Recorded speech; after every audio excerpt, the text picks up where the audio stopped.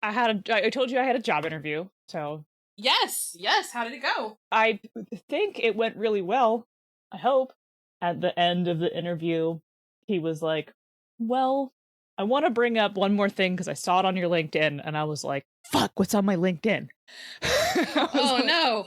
I'm like, uh-oh, what did I put on there? My LinkedIn's pretty just work related. And then he was like, you have as one of your skill keywords self-defense. And I was like, well, I left that on there. Okay.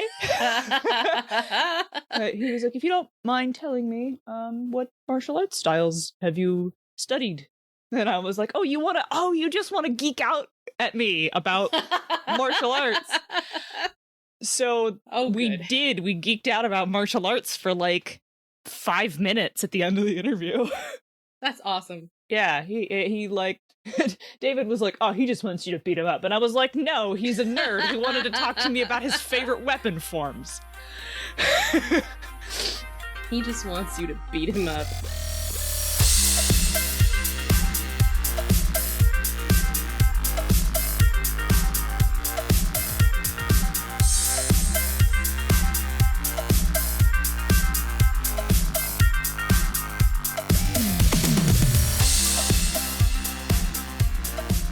Welcome to Bonus Experience. Ooh. This is a podcast with a deeper look at the play experience and the finer details of running and writing games. We are queer women speaking with authority about games. Hell yeah, we are. And yes, we swear. Die mad about it. I'm Monica.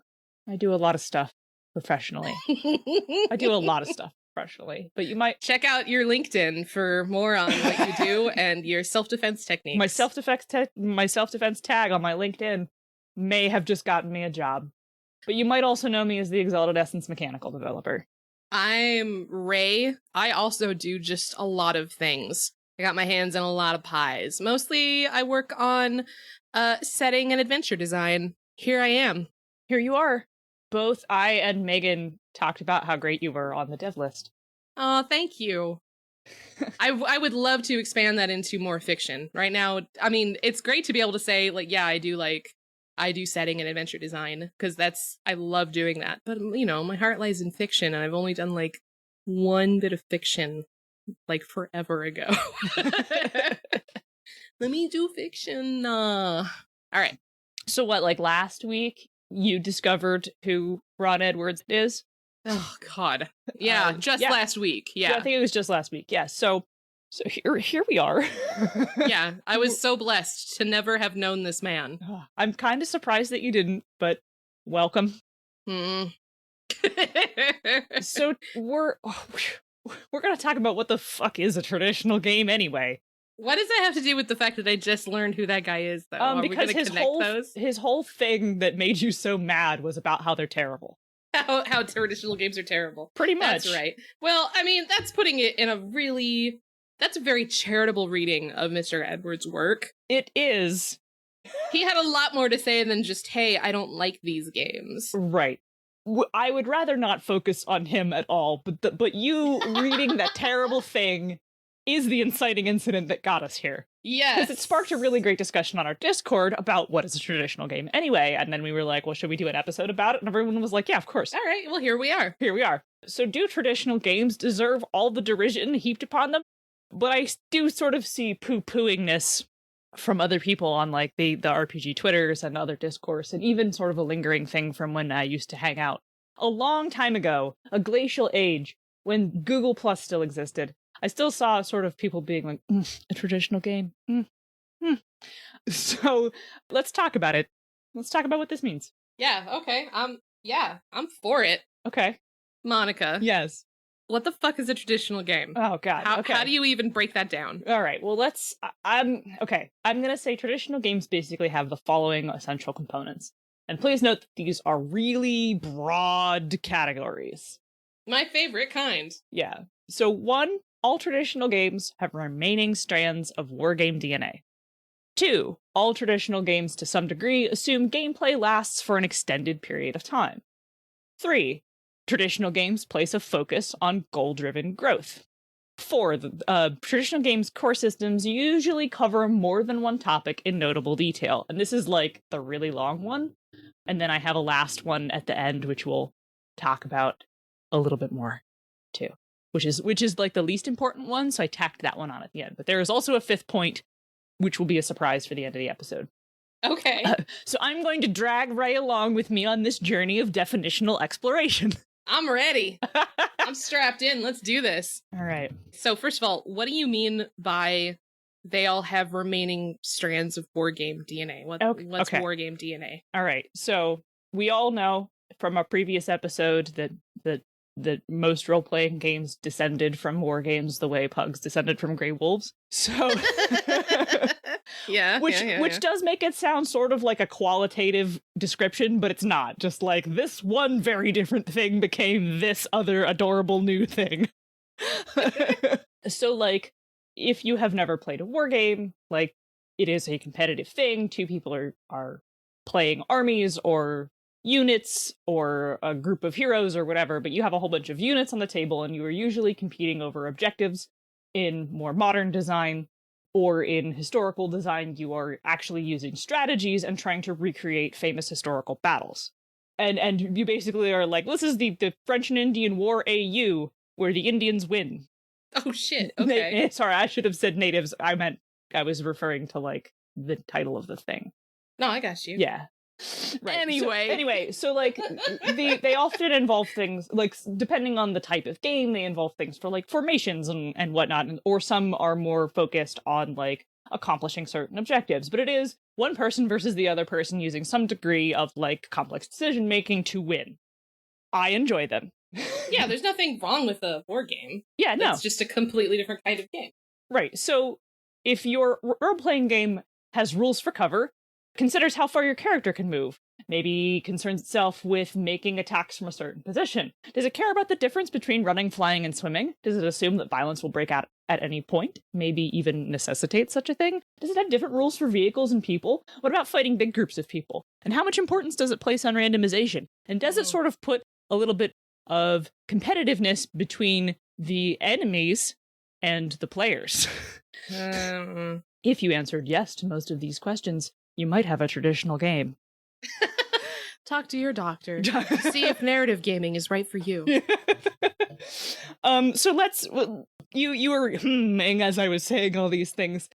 Because those are strands of wargame DNA. Like, some games have all of them, and some games only have a couple.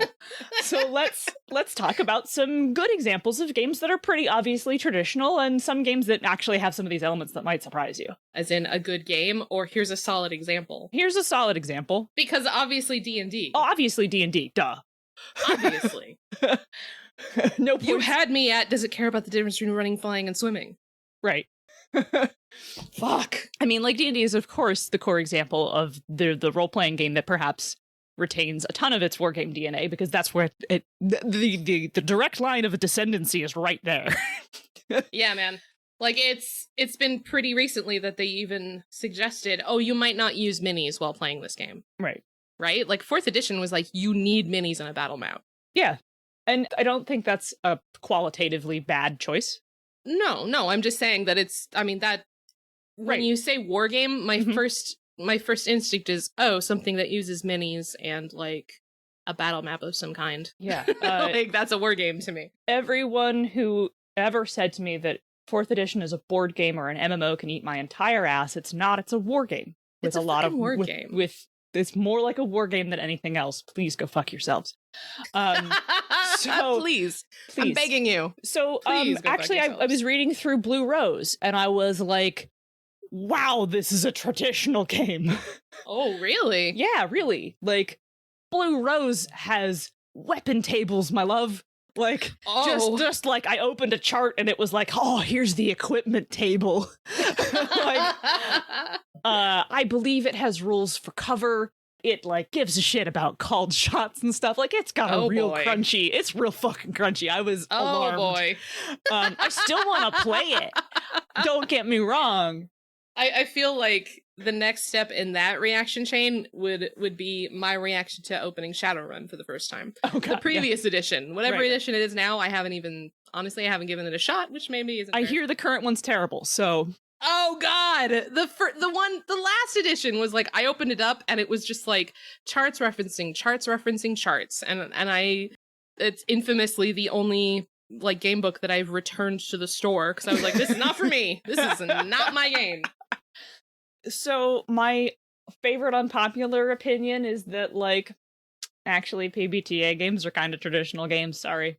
Oh, really? Why do you say that? Well, maybe we should put a pin in that and talk about that at the end after I've defined all the points. Oh, okay. Well, then let's get on to the next point. You say traditional games assume that gameplay will last for an extended period of time. Do you mean like campaigns? Yes, I definitely mean like campaigns. I don't mean like we'll play for 4 hours. No, I mean like a campaign.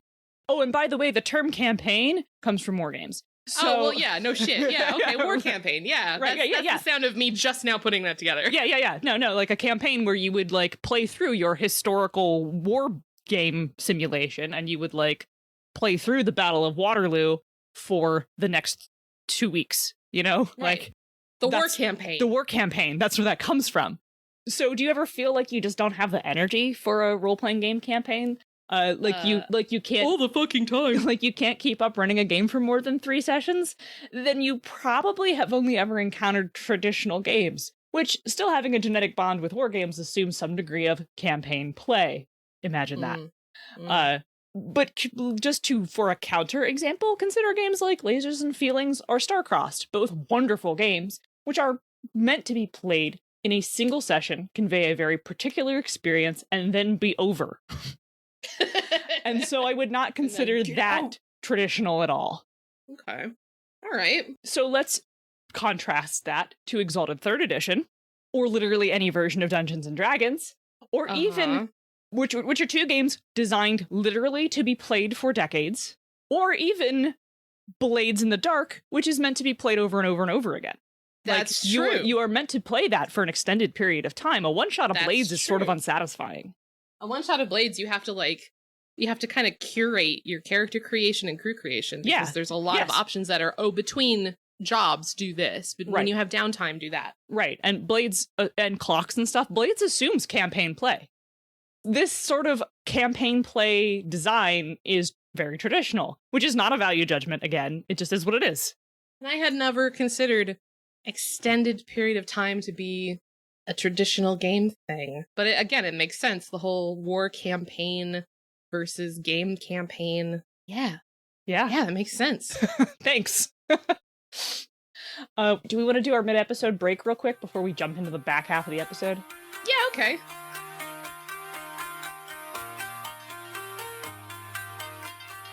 Bonus Experience is a part of the Misdirected Mark Network. Bing! If you like what we're doing, you can support us on Patreon, patreon.com/bonusexperience, right? Yeah. Did I do that right? You did do that right. Yeah, even $1 gets you access to really cool shit that we do pretty frequently now that we're working from home. Yeah, we've been doing live quarantine hangouts. That's really the big thing. We do extended cuts of every episode. We used to only do that like once every blue moon. Now it's like every other week. Like, you want to just do this one live, like for the Patreon? And it's like, oh yeah, okay. And we do extended cuts all the time. Yep. And we've been putting up polls for certain tiers on our Patreon for, what should we cover next? And sometimes we just straight up just ask our Patreon channel in Discord. Like, hey, should we, like, this episode you're hearing right now is a direct result of us going, hey, should we talk about this instead? And people in the Discord going, yeah, okay. Yeah. So support us. Yes. Throw $1 in there. And we also understand shit's cray-cray right now.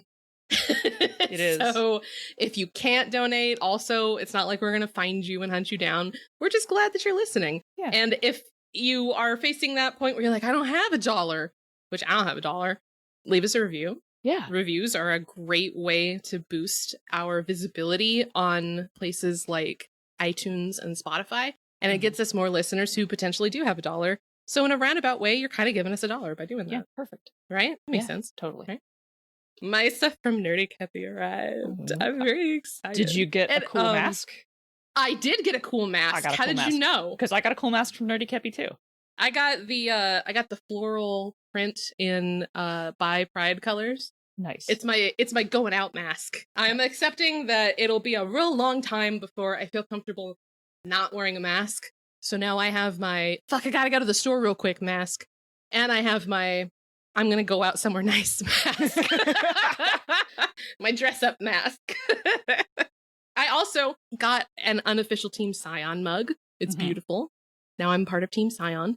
And we talk of Nerdy Kepi a lot for their like cool, gay, geekery stuff.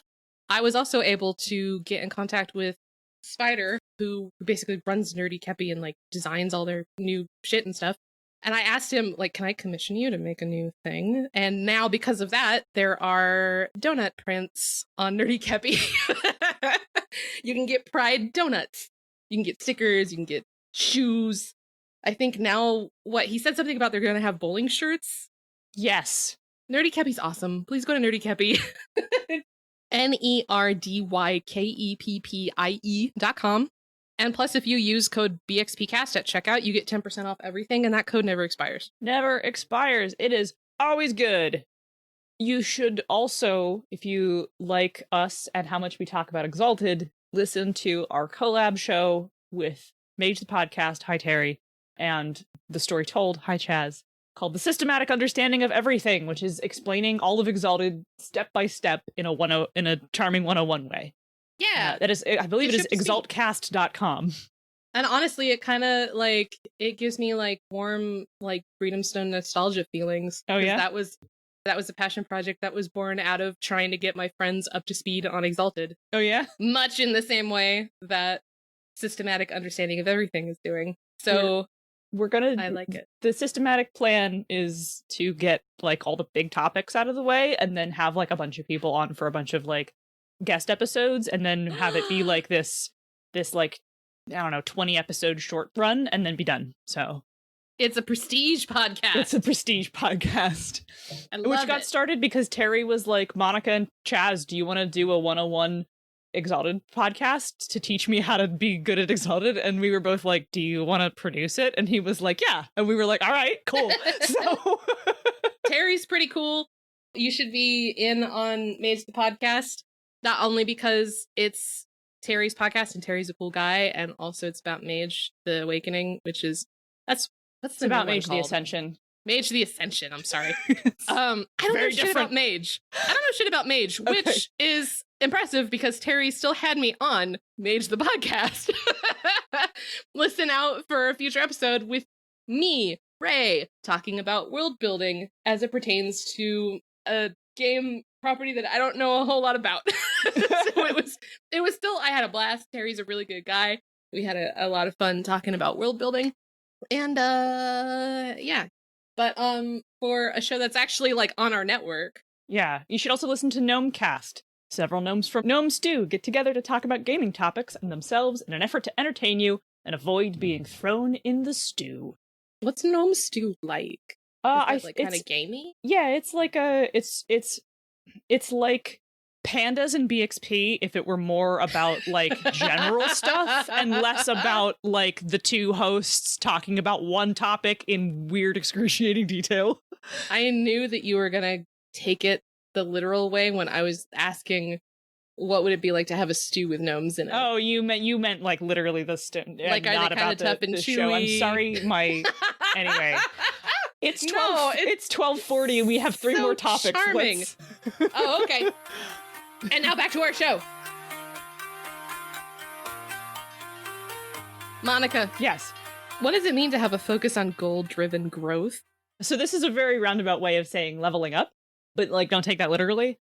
It's any kind of character advancement, which could be spending XP on more dots in a White Wolf game, which is just as much goal-driven growth as reaching level 10 in D&D, or leveling up your playbook. Traditional games put a lot of focus on your character getting stronger and acquiring more abilities over time. You grow, and the challenges you face will grow with you.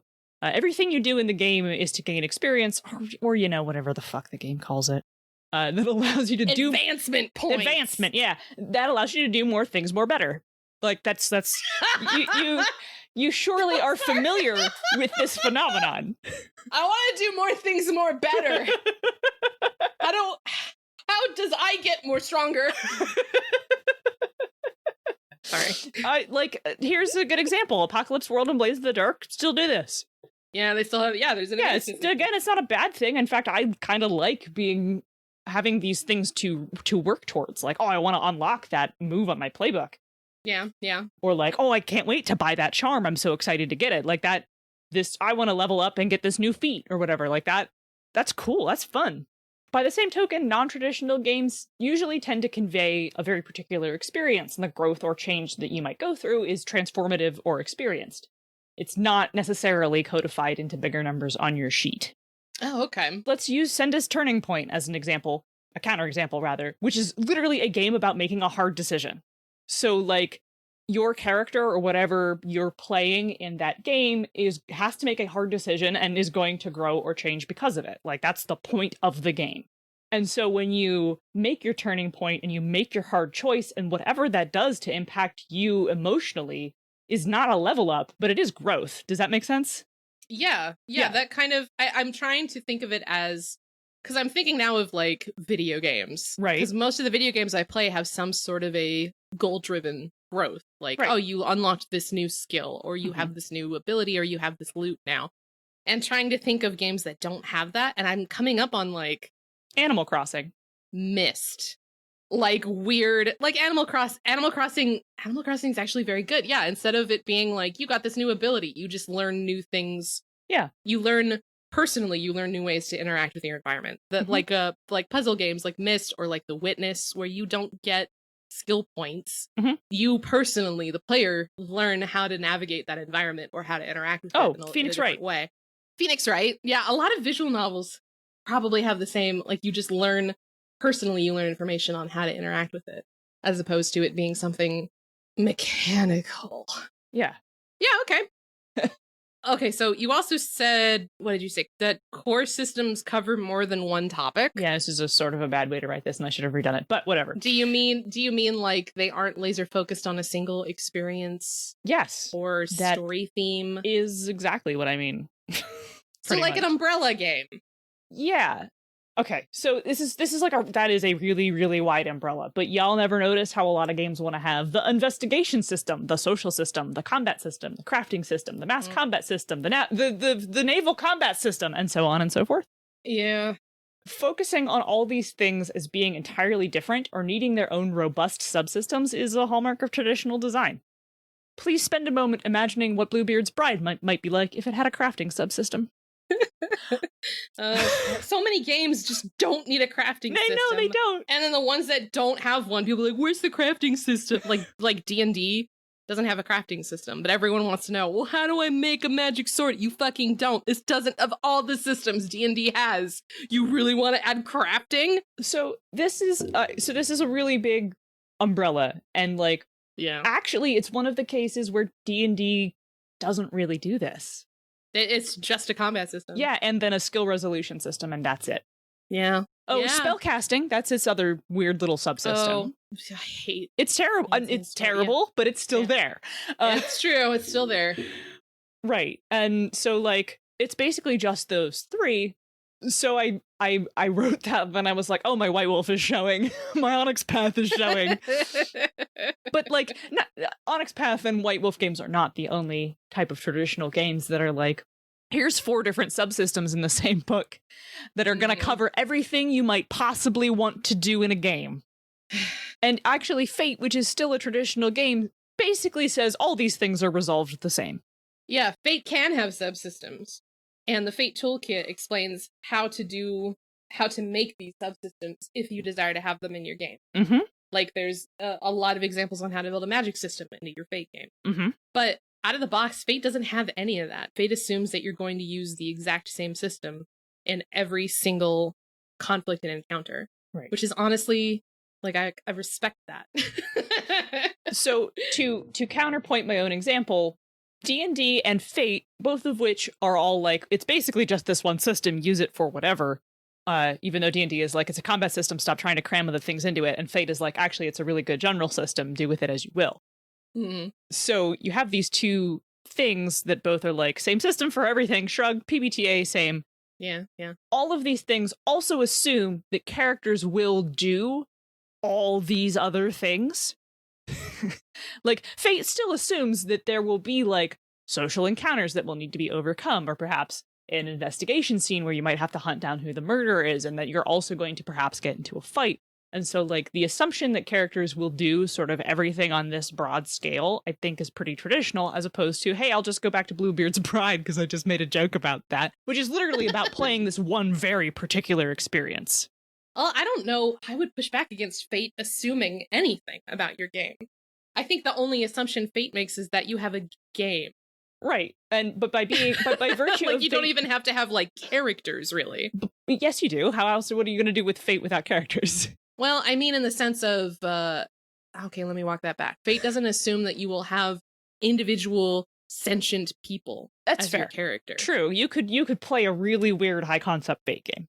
You could play a Fate game where, like, everyone is a nation or a linguistic concept.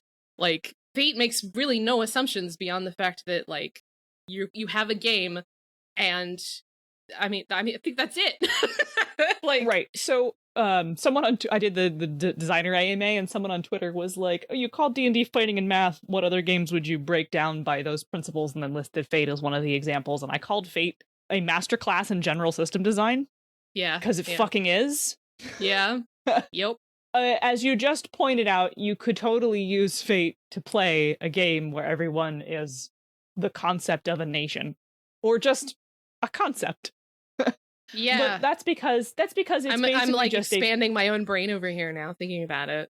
But that's because it's literally just a core engine, still pretty rooted in a lot of traditional design, because it touches on a bunch of the other points that I mentioned. Yeah, yeah. That, like, basically just says any scenario you have is valid. Here are the tools, and, like, there you go. But compare it to, like, Dread. Yeah. Okay. Yeah. Yeah. All right. Or 10 Candles. 10 Candles. Yeah. Yeah. Yeah. These are very specific themes, very specific concepts, and even specific genre of, like, Dread and 10 Candles are both about an inevitable terrible thing is going to happen. Right. And the mechanic of pulling blocks out of a Jenga tower or waiting for candles to blow out are basically just timing mechanisms. Yes, pretty much. You couldn't play a D&D game using Dread. You couldn't. You could play a very focused version of Dread where the players are doomed adventurers in a dungeon, and when the Jenga table collapses, a party member dies or disappears, or you are currently facing diminishing resources, but then that would still be just like a D&D themed horror. I think we just figured out how to make Darkest Dungeons a tabletop role-playing game. I think we did. Remember that overconfidence is a slow and insidious killer. Anyway. What were we talking about? The last point. The secret last point. The secret last point.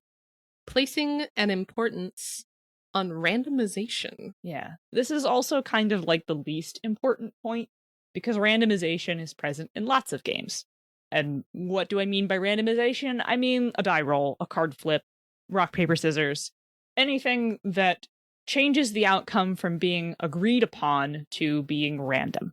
Sure, you can do a lot of things where you're like, oh, the relationship mechanic in this game is not based on randomization. If two characters want to fall in love, they have to have a discussion about why that is out of character, which is still a mechanic, my friends. Mm-hmm. It's just not randomized, right? So, like, if the rules of your game are, like, two players who want to engage in a romance have to agree out of character and consent to it, guess what? That's your rule. That's your mechanic. But it's not randomized. No one has to roll to fall in love, is basically what that says.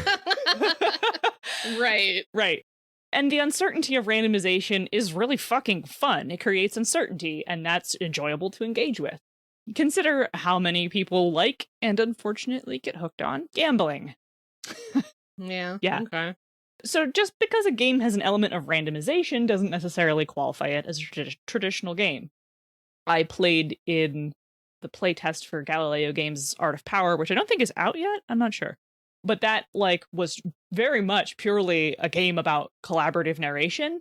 But there was a whole thing about, like, it's about privilege and power and having power over people. And so part of that, it was like a wagering mechanic where to get someone to do something, you basically clashed. And if you had greater privilege, you have more power to bid. And then there was, like, a card flip that determined who won the outcome, weighted by your wager. So, wow, okay. there's still a randomization element there, but it was literally used to build tension between two characters, not to, determine if we beat the monster. You know what I'm saying? Yeah, yeah. Right. So, that randomization element created tension, but I wouldn't call Art of Power a traditional game. Right, okay. Right. Okay. But TLDR, we like rolling dice, all right? Yeah, we like the math rocks. Yeah, if the ideas of, critical hits or dramatic failures really matter, or the idea that misses or hits determine the way your scenes go or progress from one to the other, then you've probably got yourself a traditional design. Well, Monica. Yeah. Thank you for teaching me about traditional games. You're welcome. I've been putting this definition together for a while now. And I appreciate it. Thank you. You're welcome. Now I have even more authority to talk about games. Thank you. You're welcome. You've only made me stronger. Good. It's hard to be a traditional game stan on Twitter because everyone thinks you suck. The struggle. Oh, so PBTA being a traditional game. Let's put this little bow on it. Okay, quick. Right, real quick, because there's an importance on randomization. Because your characters level up. And because it occasionally assumes violence, not all of them, but a lot of them. And what was my last one? Gameplay lasts for an extended period. Gameplay lasts for an extended period of time. Yep. Yep. Interesting. Yep. Blaze in the Dark too. Interesting. I'm intrigued, and I'm looking forward to all the spicy hot takes and everyone adding you on Twitter. No one's gonna at me on Twitter because nobody gives a shit. So the people who listen to our podcast surely do not. I mean, the people who listen to our podcast will probably argue with me in the Discord, which is fine. That's okay. If you want to argue with Monica in the Discord, I think there's a link on our Twitter. I don't remember. When this episode goes out, I'll be sure to update the Twitter with, here's how you can argue with Monica. Sure. In the meantime, you can find our show at bxpcast.com. Yeah, I was going to say, I haven't updated the website yet. In a long time. Yeah. It's been listen. Yeah. The economy. Yeah. We're part of the Misdirected Mark network, though. Bing. And you can go to the Misdirected Mark website for updates on our new episodes. If you're not subscribed to us on iTunes or Spotify or Podbean or Pod Listener or Podcaster or Cat Listener or Catcaster or whatever your podcast attribute or your podcast Yep. So you can go to misdirectedmark.com and click on the BXP icon. Thanks for yes-anding me. You're welcome. Monica, what about email? Where could they can shoot us an email at bonusexpcast@gmail.com. And our Twitter, as always. You can add us angrily at bonusexpcast. Thanks. Mm-hmm. Monica, where's your Twitter? My Twitter is at @ZenithSun. And you can send her a spicy take. Please don't. My Twitter is Ray W. Cole. Got rid of that underscore. Yeah, it's been a while now. Yeah. I'm having fond memories of the underscore. Okay. I'll remember the days. Everybody get out. All right, I gotta go. I gotta go to brunch. You have a date. I have it with my mother. And everybody change it if you Change it if you want to. Change it if you want to. Maybe make it a less traditional game. I don't know. It's up to you. Or make it more traditional. Fuck it. Yeah, fuck it. Do it. Fuck the haters. Fuck the haters. Do what makes you happy. Fuck the haters! All right, good night.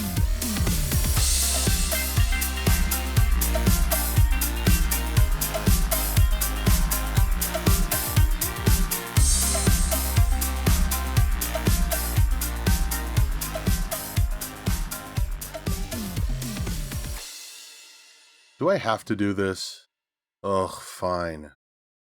Bonus Experience is written and produced by Monica and Ray, and edited by Margaret. Our logo and art is by Nino Studios. Find her on Facebook and Instagram. Our theme song is Reuse Noise with the Light by CDK, and is used under the Attribution Non-Commercial Creative Commons license. BXP is part of the Misdirected Mart network. I'm not reading this. Fuck it. Bye.